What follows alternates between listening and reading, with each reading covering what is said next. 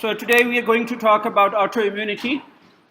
And as I said, the first 10 lectures basically form the basis of what clinical pictures that you normally see. And this is one of the cases that you may see in your life, a butterfly rash, malar rash on a young girl, very common in young girls, called SLE. So if you look at the biopsy, if you look at the patient's kidney, because when the problem is, you will see antibody deposition. So there is a test that we do, fluorescent label antibody to human IgG, and you will see that there are deposits of IgG antibody in glomeruli. So that will give you an idea that these are autoimmune diseases, and some of the immune players basically are causing the problem. Another disease you will see, goiter, Hashimoto's thyroiditis, that again is an inflammation, of course, of immune region. And if you were to look at their biopsy, again, you will see over here, this is a normal thyroid, and you see tons of lymphocyte proliferation. Remember, we talked about an immune response where lymphocytes proliferate. If they proliferate, they're uncontrolled, unregulated, so they may end up in thyroid and cause an autoimmune disease. Likewise, if you look at, for example, a diabetes case where you may have some of the typically insulin-dependent diabetes mellitus, you will see that there is a infiltration of lymphocyte. So these are some of the examples that you will see when the immune response goes out of control. So you end up cells where you're not supposed to have cells. And you will end up having antibodies where you're not supposed to have antibodies. And we pretty much need to know how these are regulated and how are we going to cure for them. So autoantibody, just when you thought that it's an auto, so you can see that these are antibodies. If auto is a antigen, so we have an autoantibody. And autoantibody and autoimmunity is taught in perspective of tolerance. So we will in today's lecture, we'll talk about the same concept that I've been kind of hammering through, self versus non-self, and what are the mechanisms in place. And you will hear me talking about the central tolerance, peripheral tolerance, something we call immune privilege. And then finally, I already mentioned three, and there are more than three diseases that you will see in your clinical practice that unfortunately we may have no cure for, so to speak.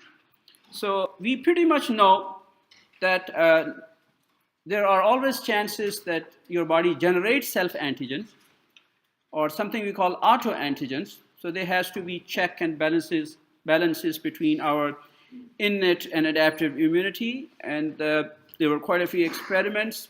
Some of the recent studies that if you are interested, you can look it up, especially Peter Medawar's experiment in 1950, and that got him a Nobel Prize. So you can see these are very important concepts you have to have. So let's figure out what is self-tolerance. Self-tolerance, which is desirable, is basically a state of unresponsiveness to self-antigen. We don't want to respond to our antigen. Well, having said that, there has to be a system in place. This is not that easy, so we need to know what happens. If there is an autoantigen and if there is a self-antigen specific lymphocyte that can initiate activation, and we'll end up with all those diseases that we don't want to have. So body has at least two systems in place, two mechanisms, and then again, whole chapter will talk about this tolerance. Either it's a central tolerance or it is a peripheral tolerance. When we say central tolerance, we basically are talking about thymus, and we are talking about those early stages of thymus maturation. So when T cells are produced in bone marrow, and they are then transported to thymus, and in thymus, they will go through education, so to speak, and they will have their TCR installed. So there is a negative selection in primary lymphoid. Those T cells, when they are made and they happen to react against your own antigen, have to be eliminated. But having said that, there are always alternative mechanisms, or there are always some hypothesis that we do see that happening. And one of, or many of the hypotheses is that some of those lymphocytes may escape there. We miss those cells, and they are sitting somewhere in our body, and then they will come and haunt us later, especially in later part of your life. Now, the question you have to ask yourself is that what is going on in terms of our body to distinguish between self versus non? Do we belong? Does this cell belong to me or not? Because of course, it's a good reason for bodies to have that. Bacteria, viruses, and all these microbes do not belong to us, right? And then cancerous cells do not belong to us. Anything that is not good doesn't belong to us. So what normally happens is that our antigens are seen by our immature lymphocytes, and then they develop a mechanism which is called tolerance. So this is their inbuilt. But what may happen is that if you expose the same antigen to the mature lymphocytes, they may activate. So obviously there are some conditions where this kind of dichotomy, this kind of a particular route has to be taken. What makes them go towards the tolerance and what makes them go towards the activation, because they're two difficult opposite directions. Now also remember that immature lymphocytes, while they are in the thymus, they are more sensitive to strong signals. So they are more sensitive to strong signal, and that basically will lead to a negative selection that we normally see. Okay, and it's both for B and T cell. And then the other important thing that keep in mind is that sometimes what happens is that you, for example, you may have a continuous exposure of the lymphocyte to high antigen level. That is another thing, because some of the lymphocytes can disappear and escape, and they never see an antigen. But then there is another scene where your lymphocytes are seeing that signal over and over again. So that kind of irritates them, and they begin to respond to it. And not only respond, we call it like chronic antigen receptor signaling. So kind of activate it over and over again. In immunological terms, when an antigen is seen by a T cell, right, and if you remember, we have to have a co-stimulation. So if there is no co-stimulation, one of the mechanisms is that if there is no co-stimulation, the lymphocytes will tolerate it. We'll call them tolerized lymphocytes. They would not activate. They have to have two signals. They have to see with two eyes. They have to hold with two hands. So that's pretty much it in simple word. So one of the reasons that there will be tolerization is the absence of co-stimulation. So let's take two separate mechanisms and see what normally happens at the cellular level. That's about central tolerance. There are three different mechanisms proposed. One is Anergy. If you remember, we talked about that when the cell decides not to respond, we call them energized. They are not going to respond. The other thing we call receptor editing. And then again, if you remember, when receptors are being prepared genetically, you basically edit them. So you pick up different VDJ segments, pick up different genes, and give this editing. And then finally is that maybe there are some clones of cells, they pretty much fall ignorant. We call clonal ignorance. They don't want to react to it. So let's take them in detail. For example, number one, Anergy. So the whole point for this part over here is that there is a functional inactivation of a lymphocyte. So for some reason, lymphocyte does not respond. So it would not respond whenever it comes with self-antigen. So of course, this is good, right? And then again, if it happens to be a B cell that is anergic, it doesn't want to respond.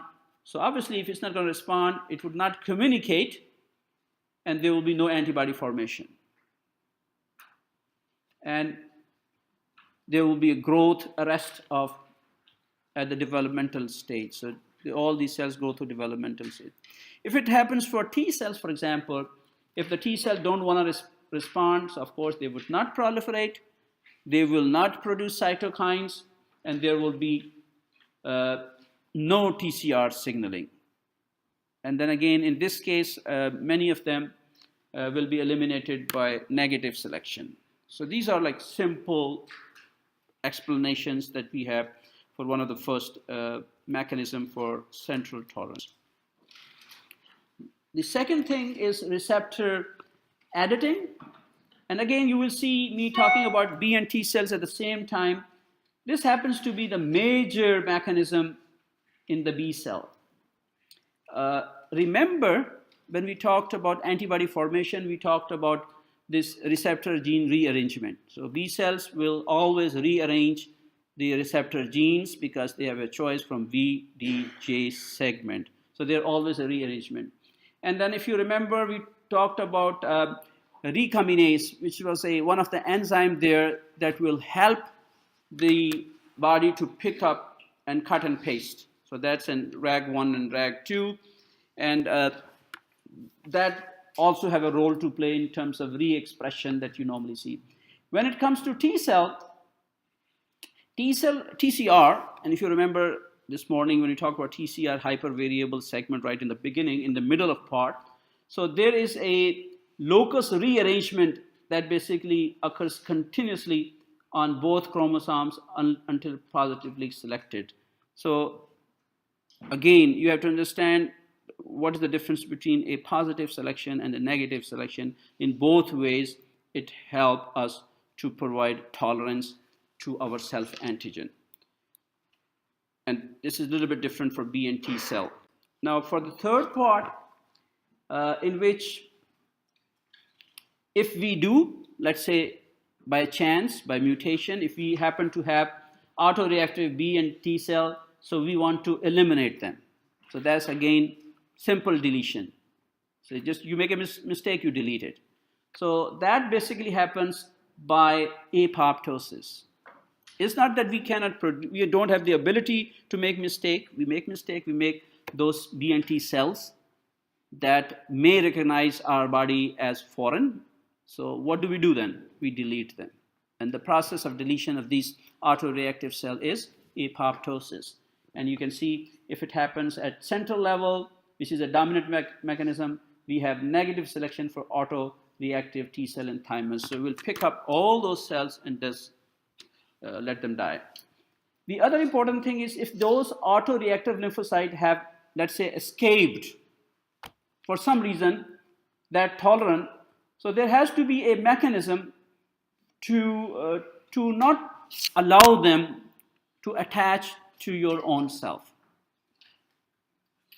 This kind of ability is that you have, we call it clonal ignorance. So we just kind of, even if you see them, we ignore them.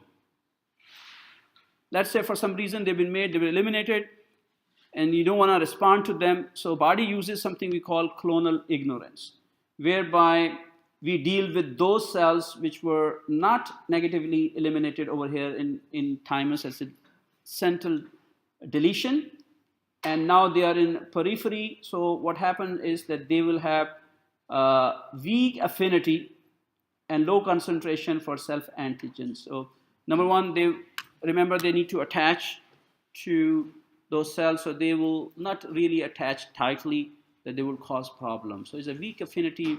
So that's another protective mechanism that you may have to protect yourself if you happen to let those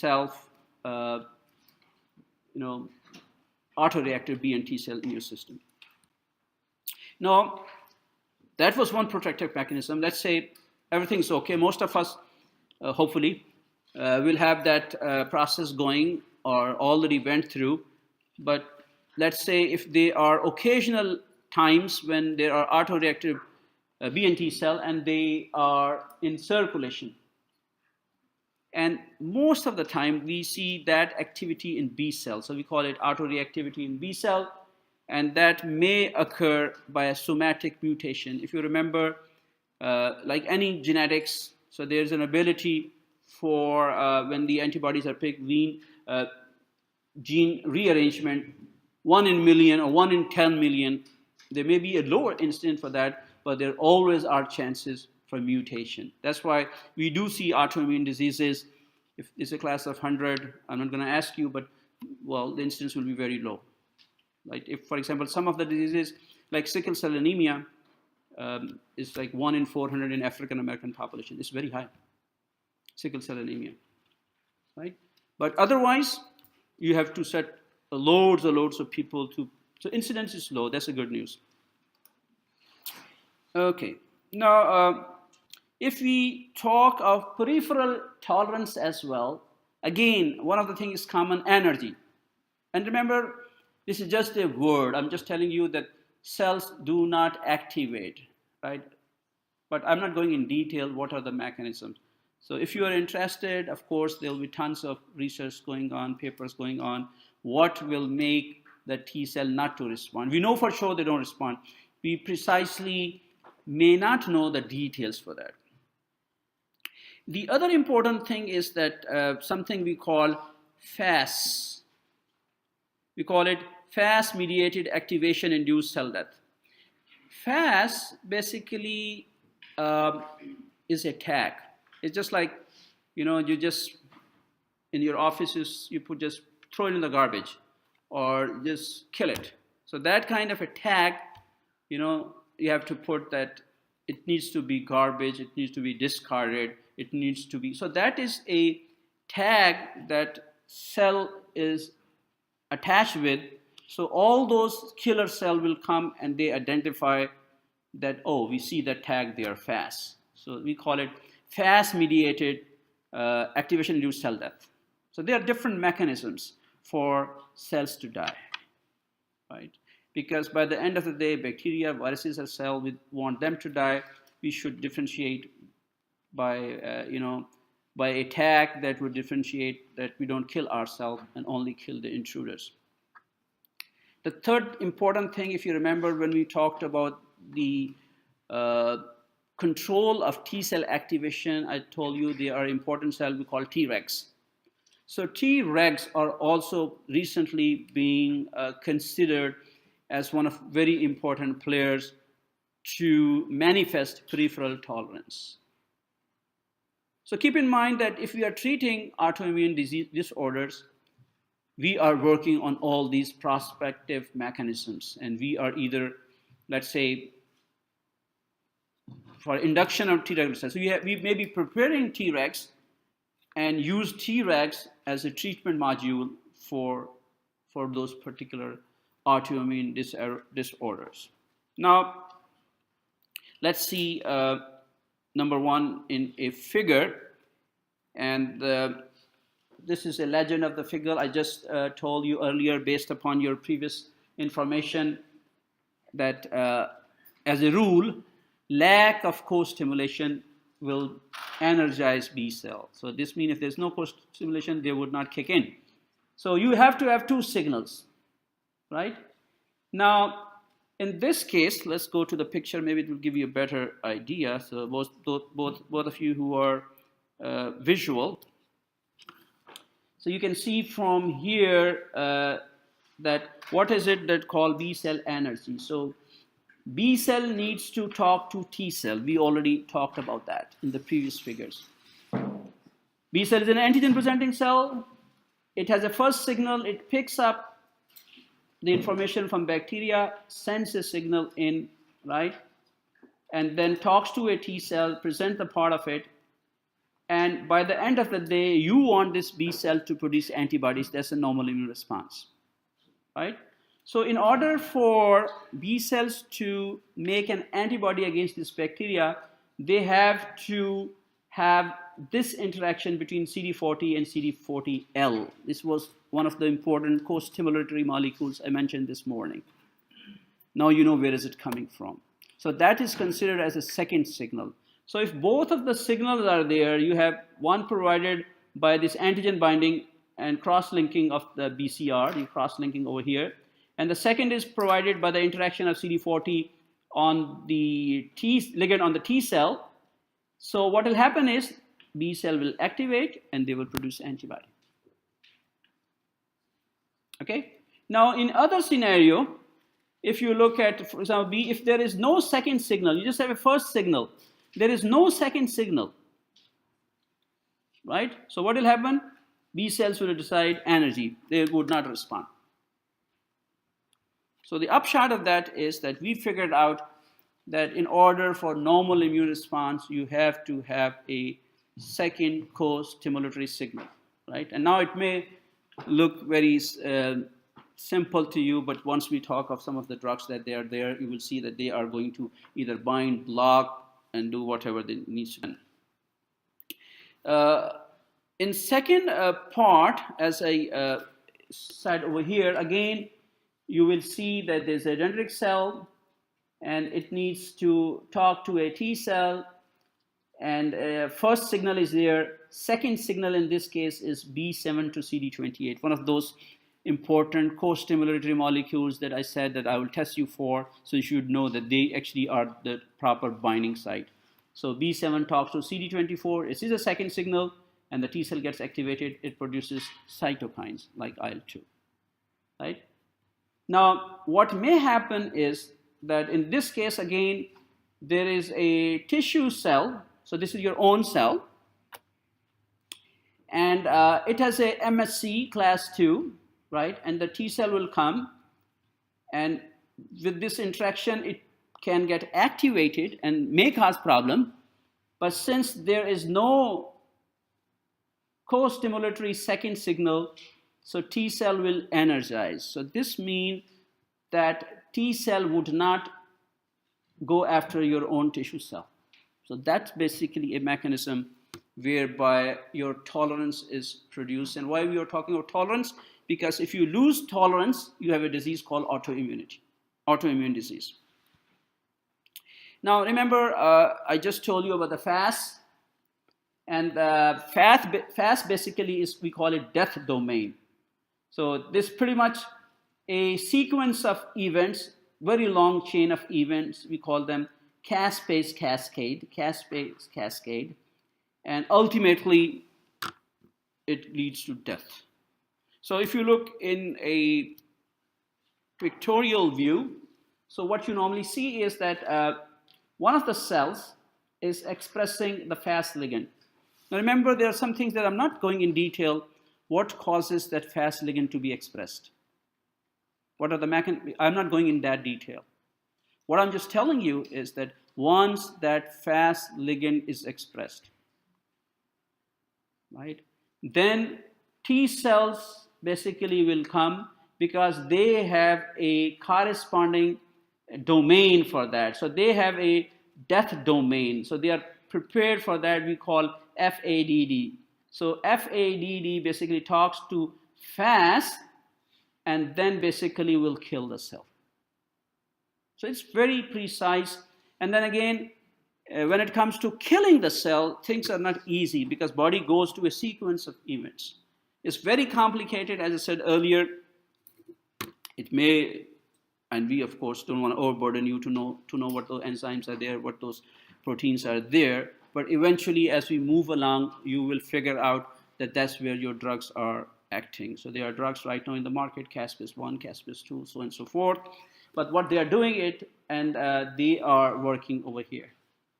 Because remember, sometimes we have to stop cell death, and sometimes we have to induce cell death. If it's a cancer, we want to put this tag on cancer cell. Do you agree? Right? We want to kill cancer cell. And for example, those people who are working on aging, for example, why do you age? Because your cell die. You know, wrinkles, aging. This, so we want to take off that FAS from those cells we don't want to kill. So this goes like a, you know, both ways. So we can. But you can see from here, there is a FAS over here called death domain, and these are series of caspases. So like almost from 1 to whatever, and then eventually will cause DNA fragmentation, and then again T cell. So what happens is that if you want to, this cell may have a potential to go after your own tissues. So we want to eliminate this T cell, right? So maybe in the periphery, there is a cell that has a FAS ligand, and it will eliminate that or delete that from the circulation. So we don't have those cells circulating that will induce or activate the cascade pathways. You can see these cascade pathways. So those of you, I don't know whether we took apoptosis in detail in pathophysiology, but apoptosis is important because many cells in our body die by a process of apoptosis. So we need to really go and stop that happening. Now the third thing we mentioned was T regulatory cells. I thought that was something important, that we need to have these special cells. And remember, these special cells operate and they take a signal because it's a serious matter, because these diseases are very serious. They're chronic ailments. People have to live all their lives with it. And they are very debilitating, and they are nasty. And we are still struggling to find a disease. And we are at that level. We want to find out what is the immunopathogenesis, what are the immune mechanisms responsible for such disease. So now you will see that some of those co-stimulatory molecules, then when we talked express on B and T cell, and you were wondering why do we need to know them and why are they important, now it turns out to be that is those specific co-stimulator molecule that we are after in terms of developing drugs, and in some of the cytokines that are there. Now, if you remember the cytokines lecture, I said there are some cytokines when they act on TH-NOTs, which are undifferentiated T cell. So those cytokines have an ability to lead them towards TH1, TH2, or whatever. So cytokines are there. When we talked of T regulatory cell, so I told you at that time there are two important cytokines. One was IL-10. You can see over here, and one was TGF beta, right? So tumor growth factor, that's what it stands for. This is a tumor growth factors, because tumors grow because they release those factors. So tumors, cancers release those cytokines, and when there are too many cytokines, they cause death, and we have to stop them, block them, do something for them, okay? Now again, let's see where is the signal coming from. Again, basic immunology, primary signal, second signal, co-stimulatory molecules, upregulation, downregulation. So if you can really get a good grasp of that B cell activation and T cell activation, you will have easy time when you understand cancer chemotherapy, autoimmune chemotherapy, and many other chemotherapies that are there. It will be very easy for you to remember the action of the drugs, and hopefully you will retain it for a good amount of time. Now, let's see the whole scenario. Now, what's happening over here is that you have a cell. You can see, let's begin from antigen-presenting cell. So there is an antigen-presenting cell, and this cell has MSC class 2 molecule. It's picked up an antigen, and this basically needs to act with a T cell. So there's a T cell is trying to communicate with, okay? Because by the end of the day, for any immune response, you need activation of T cell, and one of the activation processes will be you need IL-2 to be produced, which is a growth factor.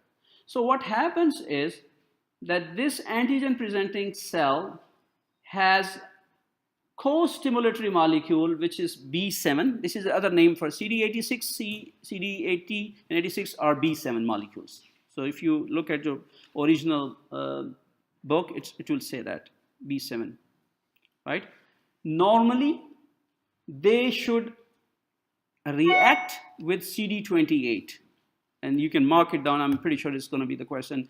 B7 talks to CD28 normally to activate the process. But when the activation goes up, you want to bring it down, you want to suppress it. So what you would do is the competitive inhibition. So instead of CD28, you bring another receptor, which is called CTLA4. And that's what you see over here. So CTLA4 then talks to this, and basically what it will do is that it will set the tone as a negative signal. So you can see the block over here. Because this is a tolerance mechanism, you don't want T cells to react to your self-antigens. Either they become energized, or they become deleted, or you have this is a Treg. This is a cell that has many different molecules, and you can see from here. And the most important one is that Treg. The other important thing that you will see over here is that there are lag molecules. I don't want to go in detail, but just remember for your class, I think, because you already know that MSc class 2 talks to TCR, and these two talk to each other. And by the end of the day, it produces those inhibitory cytokines, IL-10 and TGF-beta, that will stop CD4 from making IL-2. So that's the whole sequence of events. So there's a whole cycle, because if there is no IL-2, which is a growth factor, there will be no expansion for T cell. And then your cells, as you saw in the initial pictures, in the nephritis case, a lot of T cells were there causing problems, especially in goiter. So these T cells are being produced and replaced over and over again because lack of this mechanism. Had there been a mechanism like this in place, so the chances are that it would have never happened. Okay. Now, you also remember this morning when I said that we take a lot of antigens, and especially orally. So there has to be some mechanism within our mucosa that our gastrointestinal mucosa normally should not react to everything that we take in. So we have to have something we call oral tolerance. So we have this ability, most of us do. Why do we have it? That's the scientific question. You have to ask yourself, why do we have oral tolerance? Why do we normally do it? So the scientists will give you their hypothesis. This means that hypothesis is a good scientific observation that needs to be either proved or disproved, and you will see cases in both sides. So you can see, because there is a lack of humoral or cellular response to ingested, that's a good news. So food antigen basically do not initiate humoral or cell-mediated responses normally. And then again, most of the responses that you see, especially for T cell responses, they are dependent upon antigen dose. So our antigens in food may not be of that higher number that they can initiate the response. That is another hypothesis or proposed mechanism, so to speak. And then again, there is a low dose. So what happens is that if an antigen is of a low dose, they make another subset of CD4 T cell, we call them Th3. So they are considered as suppressor cells. So they kind of, even if there is inflammation, they will try to cool it down, dampen it down. And then again, of course, you have to have a very high dose to induce T cell energy or deletion. And finally, if you remember, there is a, we call a very strong immune response in gut. So human gut has the maximum number of lymphocytes. Sometimes we wonder what are they doing there. So we call GALT, gut-associated lymphatic tissues. So there are tons of them. They are in villi, they are intraepithelial lymphocytes, they are in lamina propria, and then they are in Peyer's patches and many different places. So that again is a whole project by itself. For this class, you just need to know that fortunately we do carry good tolerance to oral antigens in terms of food. Now, some other interesting concepts that you may want to know is that some of our sites in the body are immune privileged. So they have like immunity. So this means that they do not develop immune response to pathogen, tumor cells, incompatibility transplantation. So that is a very, very good news.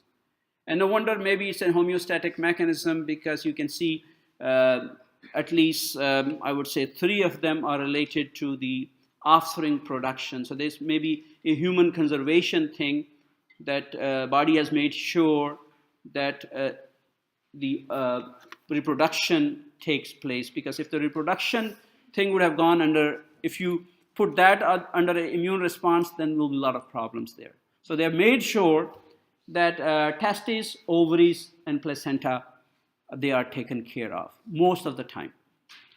So you don't need to have that compatibility in terms of reproduction. So that will most of the time.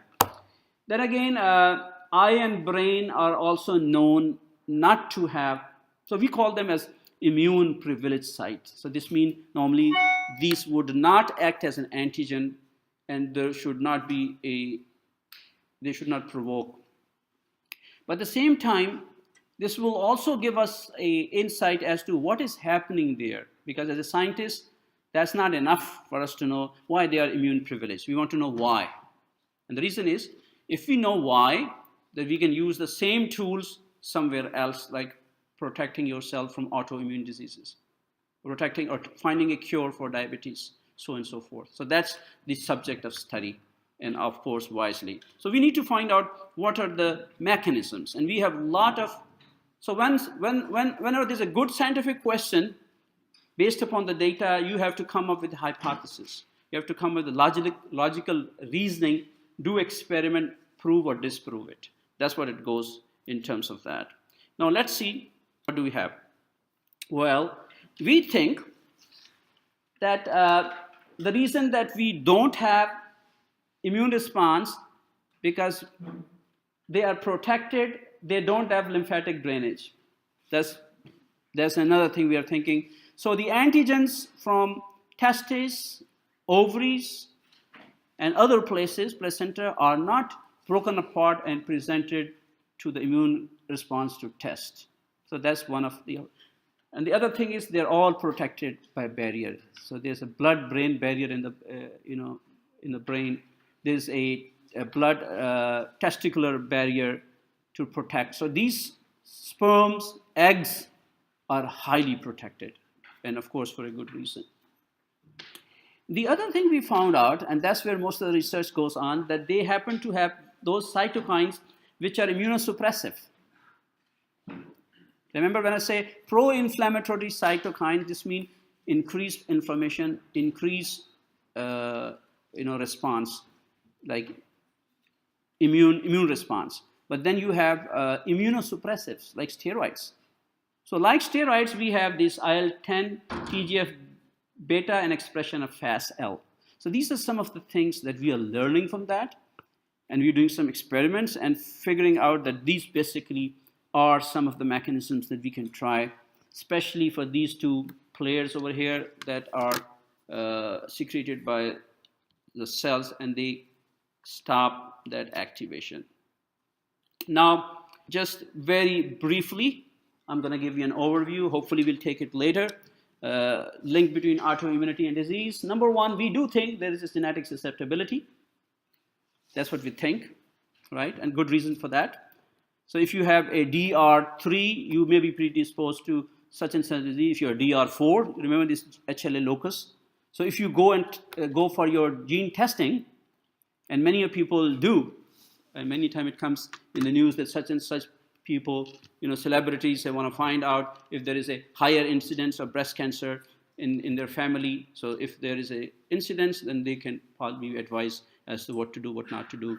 May it include removal of breast or ovaries and so on and so forth. So that is genetic susceptibility, and each one of us can do it, should do it. That's a discussion in itself. Now, there could be environmental susceptibility as well. That's another issue there. And I'm going to talk about in this one, especially these three important things: release of sequestered antigen, molecular mimicry, and polyclonal activation, because that's something that I want you to understand in terms of what is going on. Now, let's take one at a time. So let's look at A over here. So you can see This one over here is a self-antigen. This is a self-antigen, right? So what normally happens is that the self-antigen is presented to autoreactive B cell, but they are unable to activate because the T cell would not come and help them up, right? Now, in the other scenario, if you have microbial antigen, because remember, we need to deal with microbial antigen. The same machinery is going to work. So if it's going to go after microbial antigen, it can go after you as well, right? So in this case, what's happening is this is a microbial antigen, and the B cell see that, present it to MSC, T cell come, latch on to these two important co-stimulatory molecule, and they begin to produce antibodies, and these antibodies will take care of this microbial antigen. Okay, so this is something that we want, and this is something we don't want. Okay, now if you pay attention over here, is that if there is a cytokine, this is a lipopolysaccharide, which is a component of the cell wall, for example. It's a lipopolysaccharide, and then there are different clones of cells and antibodies which will be generated in response to that. And then these clones will then act. You can see LPS is acting on this, and they will call activation. So you can see that we have an ability to basically activate T cell depending upon the clones of these antibodies. What I want to emphasize in this one is that when you have multiple clones in response to an antigen, and there are tons of clones, it may occur in the process of doing so, you may end up forming an autoreactive clone as well. So you may end up having an autoreactive clone as well. I gave you an example this morning as well, that you want to take control of Streptococcus, and you make antibodies, and antibodies are there basically to take care of this microbe over here. Now there is something we call molecular mimicry. So the molecule of the bacteria carries the same sequence or same epitope as is present in another part of our body, like heart valves. So the antibody which was there to attack that particular bacteria also goes and attacks your valves of the heart, and you will have rheumatic valvular disease. That's the basis of the problem. So whenever you go, very common, especially, and that's also very dangerous as well. Those of us who have kids, they're very careful if it's not strep throat, because if it happens to be a strep throat and you don't treat it, and your body makes an antibodies, those antibodies, of course, will take care of that strep, but will also attach to the heart valves or even kidneys, and they will call kidney damage and heart damage. So that's where the antibodies, by mistake or by design, will pick up the epitope which has, we call molecular or molecular mimicry, same present over there. So that's something that we already discussed that, okay? Now, let's see, we talked about molecular mimicry. What is it? What is it that causes that? The idea, you understand the idea, right? The idea is that there's a good reason for these antibodies to go and attack that bacteria, right? But if you look at the structure of that particular part of the bacteria, on the spin side, what happens is that some of the bacteria, not all, it's just like a jacket, an outer coat they put on, and then come and present to your T cell, the disguise. So that disguise for some of the bacteria can also cause a problem, and then we end up recognizing our own self as foreign and build a very strong response to it, and then we have a problem. Okay, does it make sense? Okay. Now the other thing is that we talk of polyclonal B-cell activation, and you saw in earlier as well that normally one B cell would produce only one set of antibodies, right? But some of the bacteria, like the one that have LPS in the cell wall in the previous figure, they basically may provoke more than one kind of response in terms of production or in terms of engaging multiple B cells. So if they hire or engage 5 B cells, so we'll have 5 different types of antibody production. One of those 5 may be the cause for the molecular mimicry that will damage your heart valve. Because the more you stimulate, right? So that's why LPS is considered as a polyclonal activated. So this is very important, a very important cell component of gram-negative bacteria. That's why we struggle to treat gram-negative bacteria. The other thing that you saw, I didn't mention about that, but I did mention it earlier, that LPS, basically, it binds to a receptor on the B cell, which you saw, and it associates with a Toll-like receptor, which is a part of innate immune response. We talked this morning, pattern recognition receptor, which is called TLR4. And why we are talking about that? Because that will be a part of the drugs that now we want to use, not an antibiotic per se, but very specific molecule that will go and help us to treat that. Now, a couple of slides I did mention earlier. There are drugs and hormonal triggers. We saw SLE. Many other drugs are there where they will alter the epitopes of self-antigen. So this morning we were also talking about that normally they should not, but they can trigger that. So that's like we call some of the drugs will trigger it, some of the hormones will trigger as like an autoimmune disease. So in this case, you can see what happens is that penicillin, it binds to proteins on RBC.